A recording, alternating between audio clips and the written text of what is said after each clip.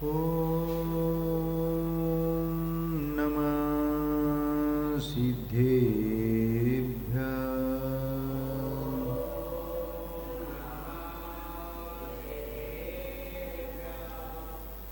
यार ज्ञान शक्ति कोटि सूर्यरन्नु मीरिदे ಮತ್ತು ಯಾರ ದಿವ್ಯ ಧ್ವನಿಯು ಲೋಕಹಿತವ ಮಾಡಿದೆ ಮೂರು ಲೋಕದಲ್ಲಿ ಯಾರ ಕೀರ್ತಿ ವ್ಯಾಪ್ತವಾಗಿದೆ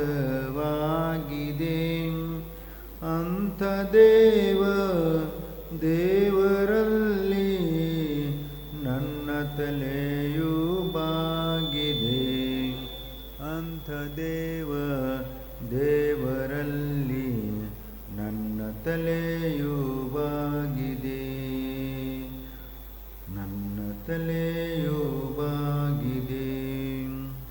जय बोलो देवादिदेव आदिनाथ भगवान की जय बोलो देवादिदेव चिंतामणि पार्श्वनाथ भगवान की अहिंसा परमो धर्म की चारित्र चक्रवर्ती आचार्य शांति सागर महाराज की परम पूज्य संत शिरोमणि आचार्य गुरुवर विद्यासागर महाराज की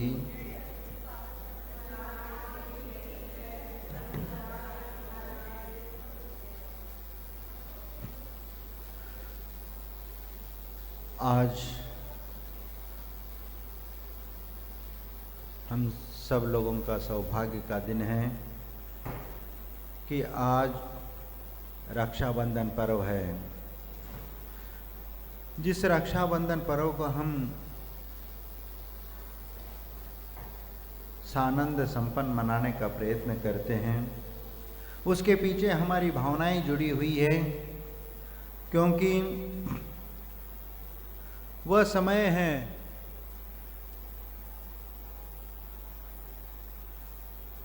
उज्जैन में श्री वर्मा का राज्य था और उनमें 4 मंत्री थे, बलि, प्रहलाद, नमूची और बृहस्पति।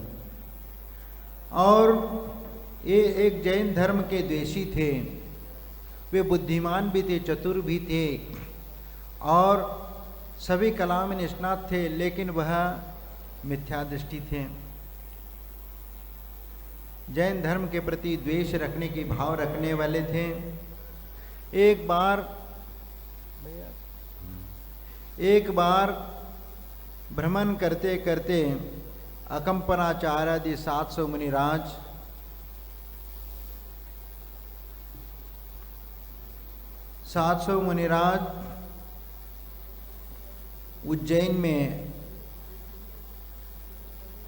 उज्जैन नगर के बाहर आकर के विश्राम करते हैं और वहाँ पर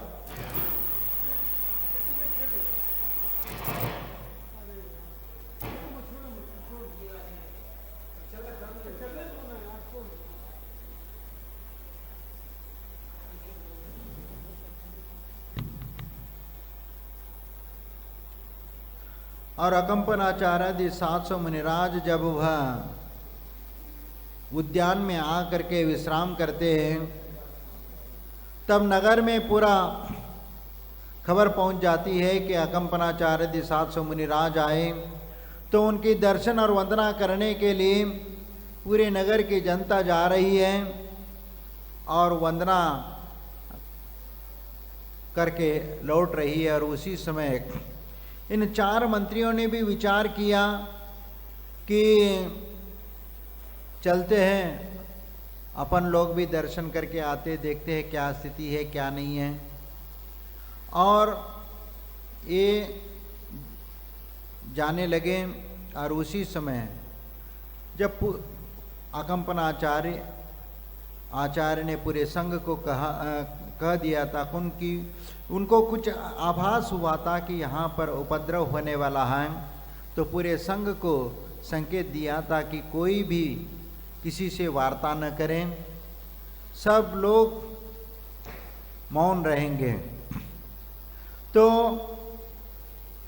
वहाँ का राजा भी आया, वह भी आया, लेकिन कोई किसी से बात नहीं करी। और ये चारों मंत्री ये भी आए हुए थे, उनने भी देखा, लेकिन कोई किसी से बात नहीं की, पूरा करके वापस जा रहे थे। वापस जाते समय उधर से एक श्रुत सागर मुनि आहारचर्या से लौट के आ रहे थे, और जैसे ही उनने देखा कि ये श्रुत सागर मुनिराज आ रहे, यानी कोई मुनिराज आ रहे, उनने देखा तो उनने कहा कि देखो ये बैल आ गए खा पी करके, कुछ ऐसे अशिष्ट वचन बोला। और उसको सुन करके श्रुत सागर मुनिराज ने उनके साथ वार्तालाप की, और उनके बीच में वाद विवाद शुरू हुआ, और वाद विवाद में उनने परास्त कर दिया उन चारों मंत्रियों को, और वह वहाँ से छोटा मुंह करके वहाँ से निकल जाते, क्योंकि राजा भी साथ था तो उनके सामने कुछ नहीं कर सकते थे। लेकिन वह चले गए और श्रुत सागर जी संघ में पहुँच गए। संघ में पहुँचने के उपरांत अकंपनाचार्य मुनिराज के पास गए और उनने कहा कि रास्ते में घटी हुई घटना की बात कही कि ऐसी ऐसी घटना हुई।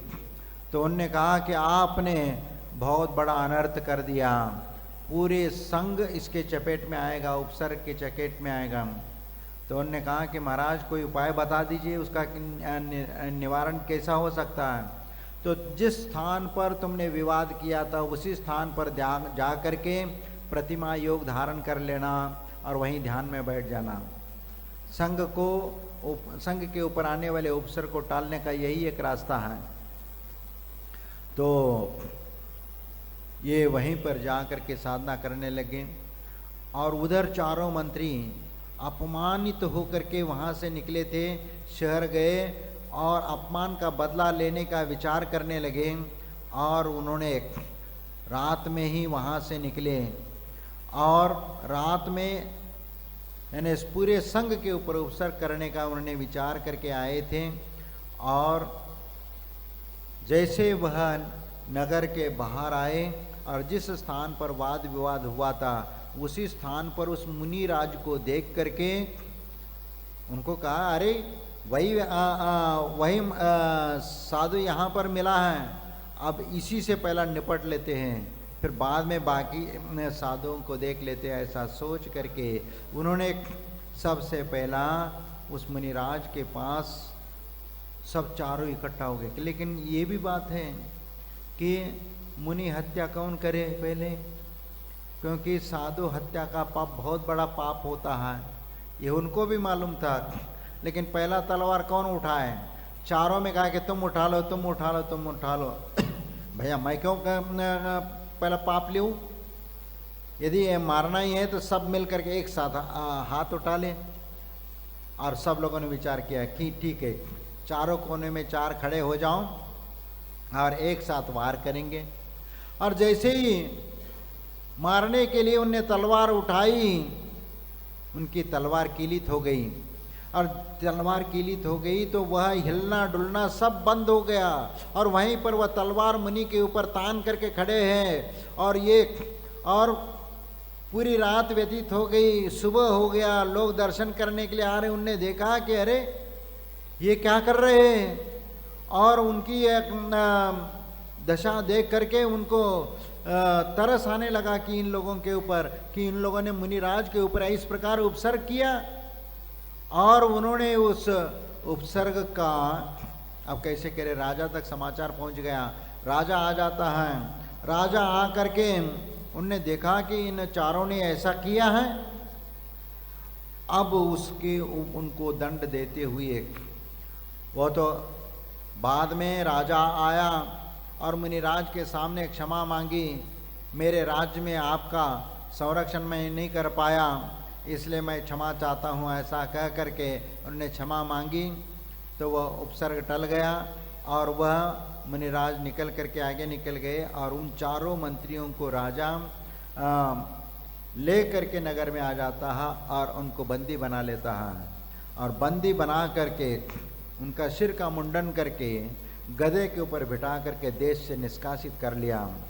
और ये चारों अपमानित होकर के उज्जैन नगरी से निकल जाते और बलि, प्रहलाद, नमुच और बृहस्पति ये चारों मंत्री वो वहाँ से निकलते निकलते जाते जाते उन्होंने हस्तिनापुर पहुँच गए, जहाँ पर हस्तिनापुर में जो राजा महापद्म था उन्होंने अपने पुत्र पद्म को राज्य दिया और विष्णु कुमार के साथ दीक्षा ग्रहण कर ली थी। और वो उनके शरण में गए और अपनी विद्वत चातुर्य से उन्होंने उनको प्रभावित कर लिया और उनके वो चारों मंत्री बन गए। चारों मंत्री बनने के उपरांत उन्होंने कालांतर में एक अजय शत्रु कुंभ नगर का सिंहबल नाम का राजा हमेशा हस्तिनापुर के ऊपर उपद्रव करता था, बीच बीच में आकर के हस्तिनापुर को लूट के ले जाता था। इस प्रकार कई बार ही किया था, वह पद्म के वश में नहीं आ रहा था। इन चारों मंत्रियों ने कहा कि महाराज हम उनको बंदी बना करके ले आते हैं। तो फिर इन्होंने अपने चातुर्य बल से उनको बंदी बना करके युद्ध में पराजित करके उसको पकड़ करके ले आए और पद्म राजा के सामने ला करके खड़ा कर दिया। पद्म राजा बहुत प्रसन्न हो गया और इसके उपरांत उन्होंने कहा कि तुमने आज वह काम किया है, मैं आपके इस कार्य से मैं बहुत प्रसन्न हूँ, आपको क्या चाहिए बोलो। उन्होंने कहा कि महाराज ये आपका वचन हमारे पास है, हम जब हमें ज़रूरत पड़ेगी तब हम आपसे ये वचन ले लेंगे। ऐसा कह करके उन्होंने छोड़ दिया। और इधर अकंपनाचार्य आदि मुनि 700 मुनिराज विहार करते करते करते वह हस्तिनापुर पहुंच गए और हस्तिनापुर के बाहर उद्यान में वह विराजमान हुए। और वहाँ पर जैसे इन चारों मंत्रियों को मालूम पड़ा कि वही मुनिराज यहाँ पर आए हैं, तो उन्होंने बदला लेने के लिए पद्म राजा के पास गए और महाराज आपके पास एक वचन रखा हुआ था, अब हम वह उसके लिए आज हम कुछ मांगते हैं। उन्होंने कहा कि ठीक है, तुम्हारा वचन मेरे पास सुरक्षित है, आपको क्या चाहिए बोलो। उन्होंने कहा कि 7 दिन के लिए आप अपना राज्य मुझे दे दीजिए, उसके बाद फिर आप। उन्होंने कहा कि ठीक है। 7 दिन के लिए उनको राजगद्दी सौंप दी और वह वहाँ से रणवास में वह चले जाते हैं और मौज मस्ती करने लग जाते हैं। और 700 मुनिराज जहाँ ध्यान पर बैठे हुए थे वहाँ पर उन्होंने यज्ञ शुरू कर दिया। ये चारों मंत्रियों ने एक नरभेद यज्ञ शुरू कर दिया। उस यज्ञ मंडप में पशुओं को बलि देना शुरू कर दिया और उसकी दुर्गंध और इतना भयानक विभत्स दुर्गंध वहाँ फैलने लगी, उससे सभी साधुओं का दम घुटने लगा। और दम घुटने लगा, वहाँ मुश्किल होने लगा, क्योंकि धुएं से पूरा एरिया फैल गया। और ऐसे समय में अकंपनाचार्य आदि 700 मुनिराजों के ऊपर ये उपसर्ग हुआ। और इसी समय मिथिला नगरी के वन में आधी रात को आचार्य श्रुत सागर या सारचंद नाम भी आता है, तो वह बाहर शुद्धि के लिए आए थे। और उस समय उन्होंने आकाश में श्रवण नक्षत्र को कंपायमान देख करके उनको आभास हुआ कि मुनियों के ऊपर घोर उपसर्ग हो रहा है। घोर उपसर्ग को सुन करके उनके मुंह से आहा ऐसे दुखद शब्द निकले। उसी समय उनके साथ एक पुष्पदंत नामक विद्याधर क्षुल्लक जी थे। उन्होंने पूछा कि महाराज क्या बात है, ऐसे दुखद वचन क्यों निकले मुंह से। उन्होंने कुछ वैसे रात का समय था, बोलना नहीं था, लेकिन उपसर्ग को सुनते हुए उन्होंने बोला कि मुनिराज के ऊपर बहुत बड़ा भयंकर उपसर्ग हो रहा है। तो क्षुल्लक जी ने पूछा कि महाराज उपसर्ग हो रहा है तो उपसर्ग दूर करने का कोई उपाय हो, उपाय कुछ हो तो बता दीजिए। उपाय एक ही है और दूसरा कोई उपाय नहीं है। वो कौन सा उपाय है कि धरणी भूषण पर्वत पर विष्णु कुमार मुनि हैं, उनके पास विक्रिया रिद्धि प्राप्त है, वे ही इस उपसर्ग को दूर कर सकते हैं। ऐसी बात है। तो तुरंत वह पुष्पदंत नाम का वह विद्याधर क्षुल्लक, आकाशगामिनी विद्या थी उनके पास, तो उस विद्या के बलबूती उस धरणी भूषण पर्वत पर वह पहुंच जाते। वह अपने ध्यान में लीन थे और वहां जा करके वह अधीर हो गए थे।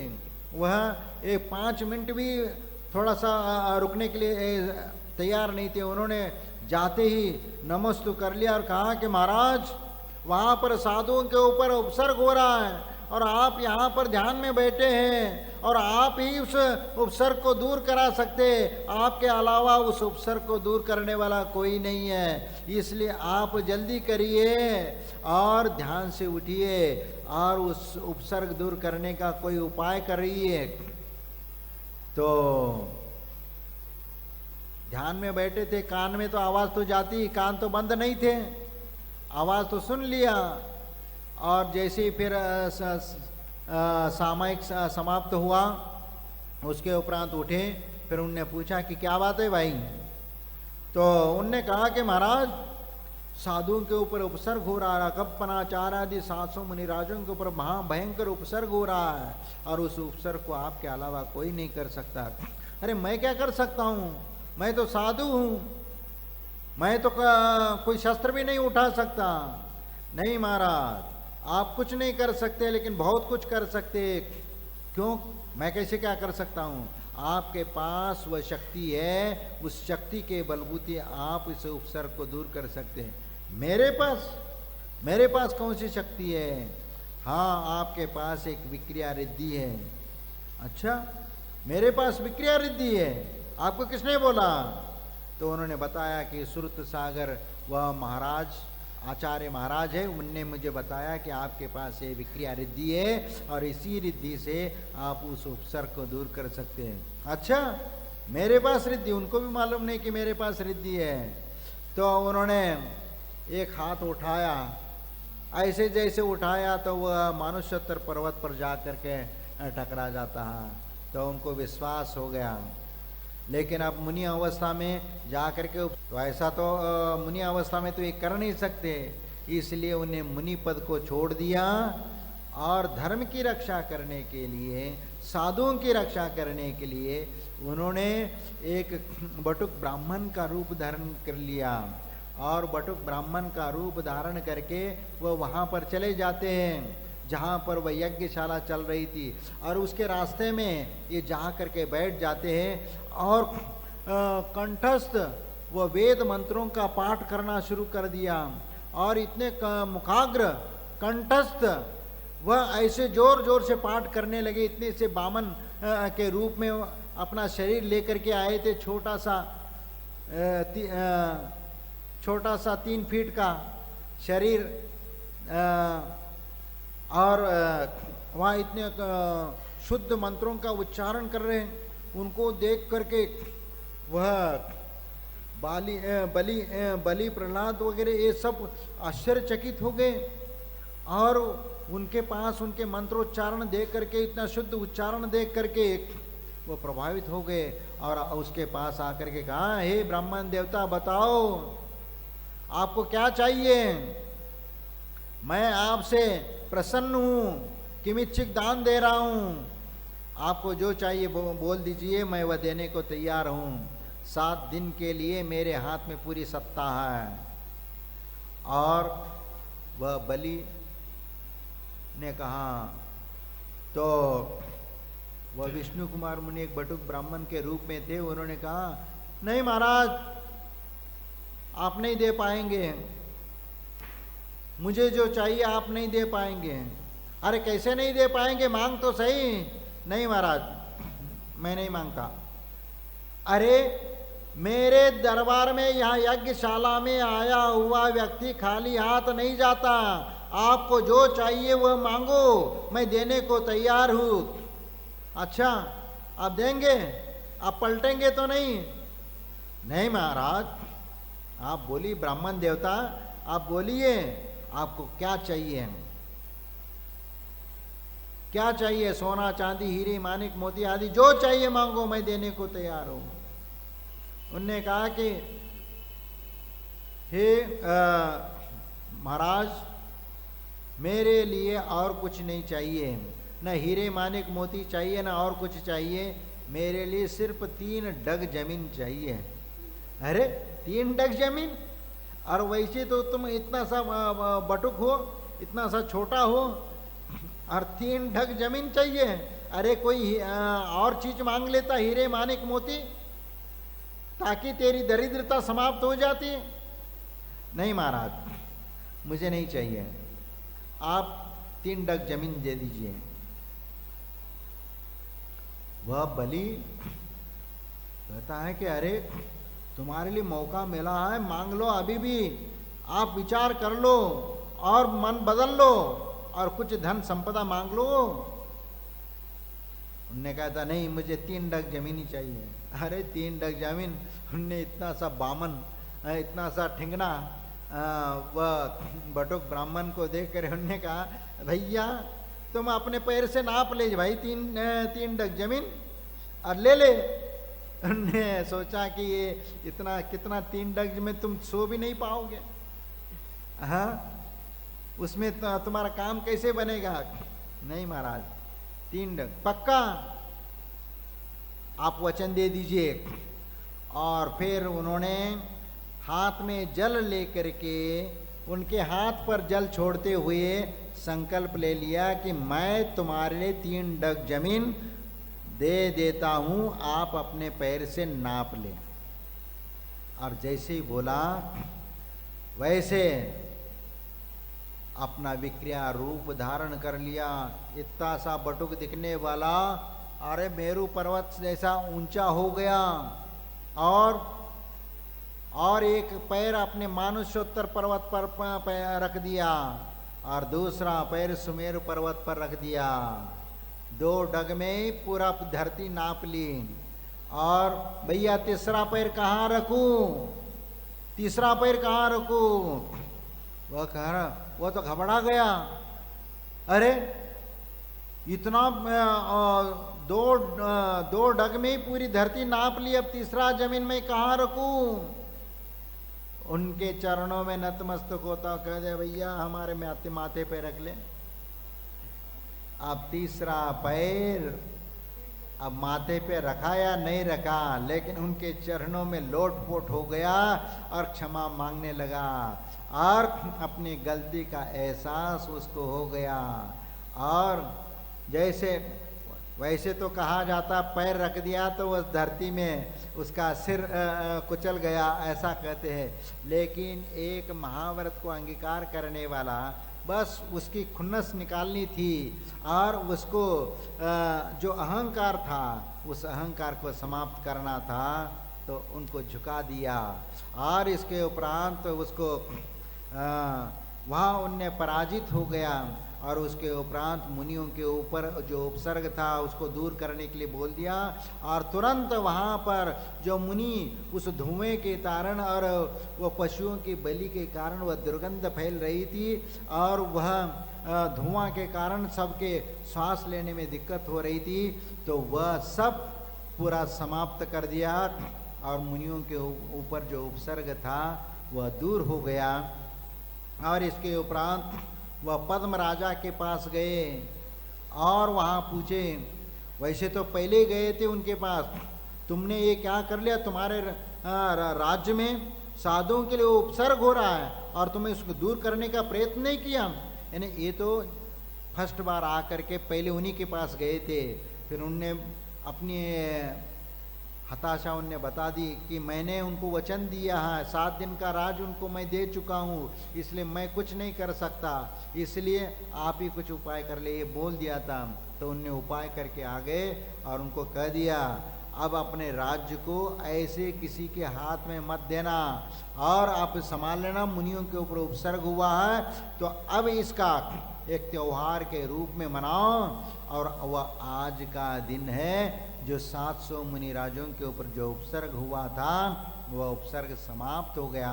और उस दिन पूरे नगर में, क्योंकि साधुओं का उपवास चल रहे थे, तो उस उपवास के कारण कई दिन से वो भूखे थे, इसलिए उस दिन खीर का सब श्रावकों ने निर्माण किया और सब लोगों ने मुनिराज को खीर खिला दिया और उनके पारणा करा दिए। इसलिए इस दिन को रख, और उस दिन मुनियों के ऊपर जो उपसर्ग था उस उपसर्ग को दूर करने के फलस्वरूप सभी श्रावकों ने आपस में रक्षा सूत्र बांध दिया और इसीलिए उस रक्षा सूत्र के बांधने से उस दिन से इसको रक्षा बंधन पर्व के रूप में मनाना शुरू कर दिया। इसीलिए यहाँ पर कहा जाता है कि आज वैसे ही उस त्योहार को आज भाई बहन की रक्षा के निमित्त से भी इस पर्व को मनाया जाता है। और ये तो प्रचलन में बाद में आता चला गया। सबसे पहला धर्म की रक्षा करने के लिए ये रक्षा सूत्र ये किया जाता है। लेकिन मैं आप लोगों से पूछता हूँ कि आप लोगों ने क्या करी अभी तक सुबह से? हाँ, रक्षा सूत्र, हाँ, पूजा पाठ कर लिए। पहला रक्षा सूत्र तो भगवान के पास ला करके रखते हैं, कहते कि भगवान हमें इस दुनिया से, संसार से मेरी रक्षा करो और मुझे भी अपने जैसा बना लो। इसीलिए भगवान के चरणों में पहले जा करके रक्षा सूत्र चढ़ाते हैं, फिर घर में जा करके बहन भी फिर भाई के हाथ में बांध करके कहती है कि आप मेरी जिंदगी में तुम मेरी रक्षा कर लेना। यदि जिंदगी में कहीं किसी मोड़ पे किसी परेशानी में मैं रहूं तो उस समय आ करके तुम मुझे मदद कर देना। ये होता एक भाव है, क्योंकि जब बहन जब पराए घर की होती है तो वहाँ उनका कोई नहीं रहता, लेकिन कभी ऐसे संकट की घड़ी आ जाए, माता पिता तो नहीं है, ऐसे समय में भाई तो उसका रक्षा करने वाला होता है। इस अपेक्षा से भाई के लिए वह रक्षा सूत्र बांधा जाता है। यह क्योंकि यहाँ पर अकंपनाचार्य आदि 700 मुनिराजों को आज के दिन उनका रक्षा हुआ। इसीलिए धर्मो रक्षति रक्षित, जो धर्म की रक्षा करता है उसकी रक्षा धर्म भी करता है। इसीलिए विष्णु कुमार का यहाँ पर वात्सल्य अंग यहाँ पर प्रदर्शित हो जाता है, क्योंकि मुनियों के प्रति, अपने सहधर्मियों के प्रति रक्षा के लिए उन्होंने अपने मुनि पद को छोड़ करके भी उन्होंने उसकी रक्षा कर ली। इसीलिए आज हम ऐसे जो महान पुरुषों को याद करते हुए हम भावना करते हैं कि थोर महात्मे होऊन गेले, चरित्र त्यांचे पहा जरा, आपन त्यांचा समान भावे, हाथ सापड़े बोध करा। यानी जो ऐसे महान आत्माएं हो गई है, जो ऐसे महापुरुष हो गए हैं, उनके चरित्र को देखो, कितने महान आचार्य थे, और उनके आज आदर्श को सामने रखते हुए हम भी उन जैसे बनने के भाव करें। और यही तो है कि हम उन जैसे बन करके हम अपने आत्म कल्याण की ओर आगे बढ़े, क्योंकि यही तो एक मार्ग है। क्योंकि माँ की ममता, गाय की ममता अपेक्षा से दोनों में बहुत अंतर बताया, क्योंकि गाय की ममता निस्वार्थ पूर्ण होती है, इसलिए गोवत्स प्रीति सम कहा है। इसलिए विष्णु कुमार मुनि को इस वात्सल्य अंग में रखा गया। रक्षाबंधन साल में एक बार आता है, और कितने लोग यहाँ पर हैं इस नगर में? कमेटी के लोग एक भी नहीं दिखता। हाँ, कमेटी के लोग एक ही है, वो तो डेली के हैं। हाँ भैया, रक्षाबंधन पर्व के समय भी सब समाज एकत्रित नहीं हो सकता। हाँ, तो क्या मतलब भाई, रक्षाबंधन पर्व अब 10 लक्षण में भी आ गए तो ऐसे ही होगा, क्योंकि वहां 10 लक्षण में भी कौन दिखेंगे भाई? जो पूजा करने, बाकी के कोई समाज ही नहीं दिखेगा। हाँ, ऐसी धारणा है, ऐसी विचार, ऐसी सोच। देखो, जिनेंद्र भगवान के शरण में आ करके हम जब तक भावना नहीं करते, हे भगवान अन्यथा शरणम नास्ति तुमेव शरणम मम तस्मात् कारुण्य भावेन रक्ष रक्ष जिनेश्वर। हे भगवान, आप ही में हमारे लिए शरण योग्य स्थान है, आपके अलावा इस संसार में रक्षा करने वाला कोई नहीं है। इसलिए जिनेंद्र भगवान के दरबार में आकर के हम भावना करते कि भगवान आप हमारी रक्षा करें। और ये जो घटना हुई है 19वें मल्लीनाथ तीर्थंकर के काल में, यह अकंपनाचार्य 700 मुनि राजों के ऊपर यह घटना हुई है। इसीलिए ये मल्लीनाथ 19वें तीर्थंकर, यानी इसका कितना समय निकल गया, कितना मालूम ही नहीं है। राम लक्ष्मण का उल्लेख आता है कि 12.5 लाख वर्ष पूर्व तो मुनि सूरतनाथ भगवान हो गए। उसके पहले ये मुनि मल्लीनाथ भगवान हुए हैं, क्योंकि कुंतलगिरी का में देशभूषण और कुलभूषण महाराज के ऊपर जो उपसर्ग आया था, उसको राम और लक्ष्मण ने उसको उपसर्ग दूर किया था। इसलिए वहाँ के कथा में ये उल्लेख आता है कि 12.5 लाख वर्ष पूर्व मुनि सूरतनाथ भगवान के समय में, क्योंकि मुनि सूरतनाथ भगवान का वहाँ पर समोशरण का एक मानस स्तंभ भी है, मानस स्तंभ है, क्योंकि उनके काल में ये हुए थी। उसको बताने के लिए मुनि सूरतनाथ का वह मानस स्तंभ है, और वहाँ पर वो मुनियों के ऊपर जो उपसर्ग हुआ था उनने दूर किया था। ये उस क्षेत्र में मुक्तागिरी कुंतलगिरी वंशस्थल वर्णीरे पश्चिम बाह्यम में कुंतगिरी शहर ऐसा कुछ है। तो वहाँ पर अकंपनाचार्य आदि मुनि का जो उपसर्ग हुआ था वह उसी कालखंड में हुआ था। ये बताने के लिए वह बताया है कि 19 मल्लीनाथ तीर्थंकर के काल में ये घटना हुई, और तब से हम आज उनको स्मरण करते।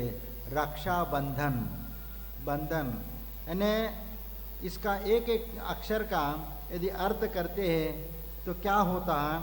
र का मतलब रमन करना, क का मतलब कषाय, क्योंकि क्षा में क और श का आ होता है, और स समता का प्रतीक है, और आ आत्मा,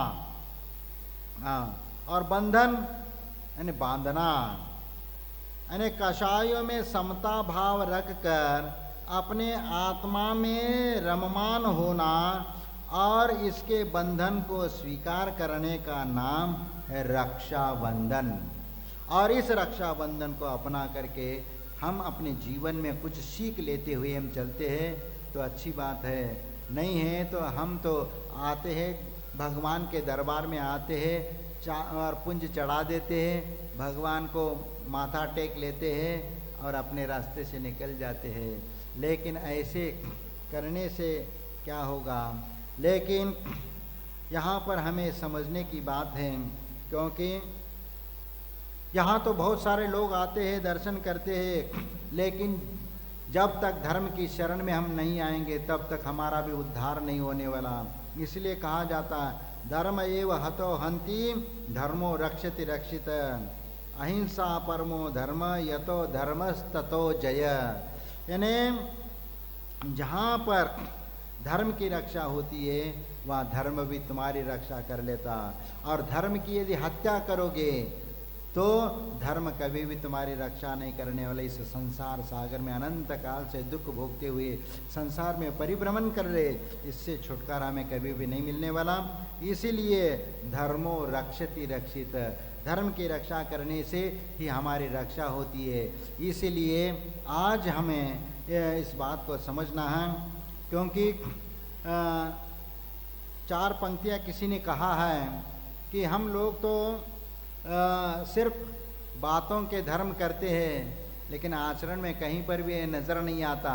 इसलिए कहा है चेहरे पे चेहरे हैं, चेहरे पे चेहरे बहुत बहुत गहरे हैं, किंतु खेद की बात है त्याग और संयम के क्षेत्र में अंधे और बहरे हैं। और इसीलिए त्याग और संयम की बात जहाँ आती है वहाँ पर हम पीछे रह जाते हैं। इसीलिए हमारे जीवन में भी उन आदर्श पुरुषों का आदर्श लेते हुए हम भी अपने जीवन में कुछ व्रत नियम संयम आदि का पालन करते हुए रत्नत्रय धर्म की रक्षा करेंगे तो निश्चित हमारा जीवन श्रेष्ठ हो जाएगा। और हम सबसे पहले आज भगवान के सामने पहला रक्षा सूत्र रख करके हम भगवान से प्रार्थना करेंगे कि हे भगवान, इस संसार सागर से बचाने वाले आप ही हो, इसीलिए आप हमारी रक्षा करें। फिर बाद में दुनियादारी आप जिसको भी रक्षा देना है, आजकल रक्षा सूत्र के नाम से कोई भी किसी को भी चढ़ा देता है कुछ दक्षिणा पाने के लिए, लेकिन वह अभिप्राय यहाँ पर नहीं होना चाहिए। या निस्वार्थ भाव से जो हम अपेक्षा करते हैं वह आत्मकल्याण की अपेक्षा से हम करते हैं या एक रिश्ते को बनाए रखने के लिए करते हैं तो वह अच्छी बात है। अन्यथा बाकी जितने भी उद्देश्य है वह संसार को बढ़ाने वाली है, लेकिन अध्यात्म को बढ़ाने वाली ये रक्षाबंधन है। और इस रक्षाबंधन को अपने जीवन में उतार करके हम अपना आत्मा का कल्याण करेंगे। जय बोलो महावीर।